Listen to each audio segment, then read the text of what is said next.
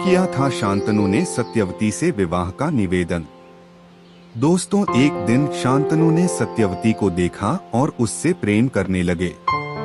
उन्होंने सत्यवती के पिता के पास जाकर विवाह के लिए उसका हाथ मांगा। जब मछुआरों के मुखिया दासा, जो अपने आप में एक छोटा मोटा राजा था, ने सम्राट को अपनी दत्तक पुत्री का हाथ मांगते देखा तो उसे यह सौदा करने का अच्छा मौका नजर आया। दोस्तों, उन्होंने प्रतिज्ञा ली, मैं कभी बच्चे पैदा नहीं करूंगा। अब मैं बच्चे पैदा करने के काबिल नहीं हूँ। क्या इससे आप संतुष्ट हैं? आखिरकार मछुआरे ने हाँ कह दी।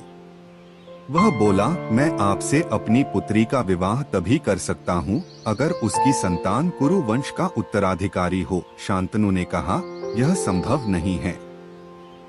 मैंने पहले ही अपने पुत्र देवव्रत को गद्दी सौंप दी है। वह कुरु वंश पर राज करने के लिए सबसे बेहतर शासक है। दोस्तों, चतुर मछुआरे ने राजा की ओर देखा तो उसे लगा कि वह पूरी तरह प्रेम में डूबे हुए हैं। वह बोला, फिर मेरी बेटी को भूल जाइए। शांतनु ने उससे प्रार्थना की। उन्होंने जितनी ज्यादा विनती की, मछुआरे को उतनी ही आशा नजर आने लगी। उसे कांटे में बड़ी मछली फंसती दिख रही थी। वह बोला, यह आपके ऊपर है। अगर आप मेरी बेटी को चाहते हैं तो उसकी संतान को राजा बनाना ही होगा, वरना खुशी खुशी अपने महल लौट जाइए। दोस्तों, शांतनु एक बार फिर निराशा में डूबकर महल चले गए। वह सत्यवती को अपने दिमाग से निकाल नहीं पा रहे थे। उसकी सुगंध ने इस तरह से उन्हें सम्मोहित कर दिया था कि वह एक बार फिर राज्य के मामलों में दिलचस्पी खो बैठे। वह चुपचाप बैठे रहते।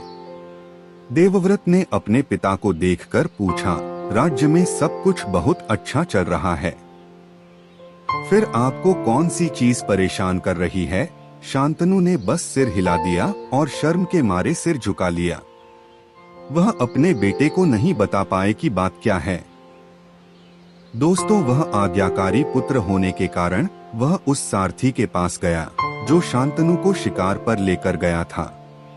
उसने पूछा, शिकार से लौटने के बाद मेरे पिता पहले जैसे नहीं रह गए हैं, उन्हें क्या हुआ है? सारथी ने कहा, मुझे ठीक ठीक नहीं पता कि क्या हुआ है।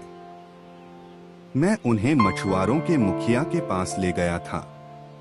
आपके पिता एक राजा की तरह बड़े जोश और प्यार से उस घर में दाखिल हुए थे, मगर जब वह लौटे तो वो एक भूत की तरह लग रहे थे।